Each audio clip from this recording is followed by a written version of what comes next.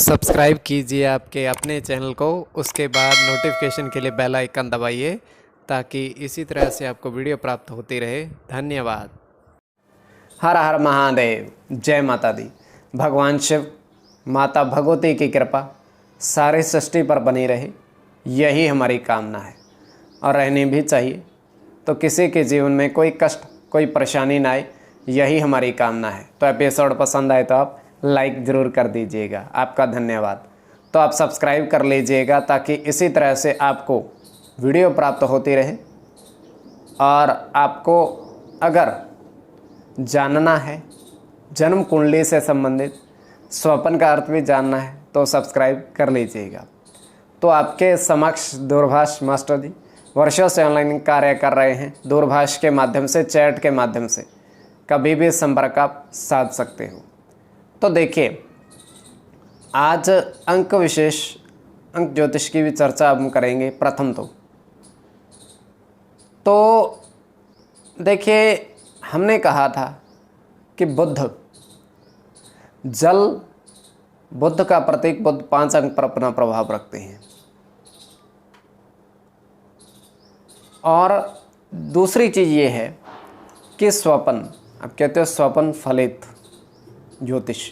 देखिए, ये होता कल्पना है, किंतु अगर आपकी दृष्टि के ऊपर है कि आप इसको किस दृष्टि से देखते हो, स्वप्न कल्पना। और दूसरी चीज़ ये होती है कि आप पूछते हो कि हमारा शुभ अंक क्या है, जैसे सतीश राज जी ने इसे पूछा था। तो देखिए, जन्म कुंडली के अनुसार 8 का अंक आपके लिए भाग्यशाली है, तो उस पर आप भरोसा कर सकते हो। तो कोई भी प्रश्न हो, शुभ अंक के बारे में जानकारी भी है तो वो भी आप पूछ सकते हो। उसमें जन्म कुंडली पर आधारित, जन्म कुंडली के लिए अपना नाम, जन्म का समय, जन्म का स्थान पूर्ण रूप से स्पष्ट लिखकर भेजिएगा, तभी हम उसका गणना करके बता पाएंगे। बाकी प्रभु की इच्छा रहे। और दूसरी चीज़, अब हम आपको मान लीजिए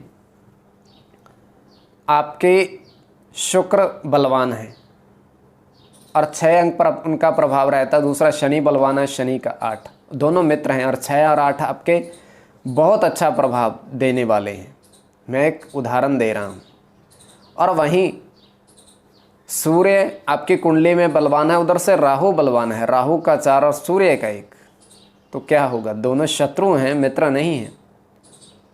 तो क्या निकल कर आया, अगर अंश बल देखा जाता है, अगर सूर्य बलवान है तो सूर्य अपनी चलाएगा, राहु बलवान है, राहु अपनी चलाएगा। कोई यौवन अवस्था में है या वृद्ध अवस्था में है, इसकी गणना की जाती है। मृत अवस्था में है या सोई हुई अवस्था में पड़ा हुआ है ग्रह, इसकी भी गणना सटीकता से की जाती है। और दूसरी चीज़, अब तृतीय पहर, मान लीजिए आप कहते हैं तृतीय पहर का विशेष महत्व क्यों है, तो 12 से 3 का जो वक्त होता है, इसमें गुप्त साधना होती है।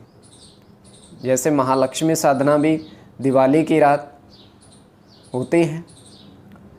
और दूसरी चीज़, इसमें आप किसी की भी इष्ट देव की आराधना करते हो, वो आपके समक्ष आते हैं और संकेत भेजते हैं। और संकेतों को समझना अति आवश्यक है, संकेतों को समझना अति आवश्यक है, क्योंकि हम जिसकी आराधना करते हैं वो हमें अवश्य ही हमारे आशीर्वाद प्रदान करते हैं। तो आराधना, पूजा अर्चना, धूप दीप वंदन अवश्य करिए, जितना भी समय मिले, सुबह शाम। अब हम स्वप्न बताते हैं। स्वप्न कल्पना, आपकी दृष्टि के ऊपर इस कल्पना को किस दृष्टि से देखते हो। तो हम देख पा रहे हैं नदी बह रही है, स्वच्छ जल, निर्मल जल। और मैंने पहले भी कहा, जल बुध का प्रतीक, बुध 5 अंक पर अपना प्रभाव रखते हैं। स्वच्छ जल निर्मल बह रहा है और एक पुल देख रहे हैं। और पुल पर हमने देखा कि 2 वृद्ध व्यक्ति, और 2 वृद्ध व्यक्ति शनि का प्रतीक, शनि 8 अंक पर अपना प्रभाव रखते हैं, ध्यान से सुनिएगा। और 2 क्या करते हैं, उस नदी में छलांग लगा देते हैं पुल के ऊपर से। और ये कोई हकीकत नहीं है, ये सिर्फ सपने की बात, स्वप्न की बात बता रहा हूँ। स्वप्न कल्पना मात्र, मतलब कई बार ये होता है हम कल्पना से भी परे चले जाते हैं, जिसकी कल्पना से भी परे, जिसकी कोई आधार ही नहीं होता। पर अगर आपकी रुचि है तो आप सब्सक्राइब ज़रूर कर लीजिएगा। और वो छलांग लगाते थे दोनों ही, और वहाँ पर हम देख पा रहे हैं उस पुल पर एक साधु आए महाराज, और उन्होंने उनको डूबते हुए देखा। तो उन्होंने इतना बड़ा क्या कहते हैं कपड़ा अपने पास से निकाला और नीचे फेंका और उनको बोला है पकड़कर ऊपर आ जाओ। और वो उन्होंने पकड़ा और साधु महाराज ने अकेले ने उसको खींचा और दोनों बाहर आए। तो वो कहते हैं महाराज हम गिरे नहीं, हमें किसी ने गिराया नहीं, हम स्वयं गिरे हैं, तो हमें आप प्रभु कृपा कीजिए। तो साधु महाराज कहने लगे कि 7 तारीख, 10 तारीख, 15 तारीख इसमें आप दूध ग्रहण अवश्य करिए, और दूध ग्रहण अवश्य करिएगा। दूध चंद्रमा का प्रतीक, चंद्रमा 2 अंक पर अपना प्रभाव रखता है। तो ये आपकी दृष्टि के ऊपर, इसको किस दृष्टि से देखते हो, स्वप्न कल्पना आपको बता दिया। धन्यवाद।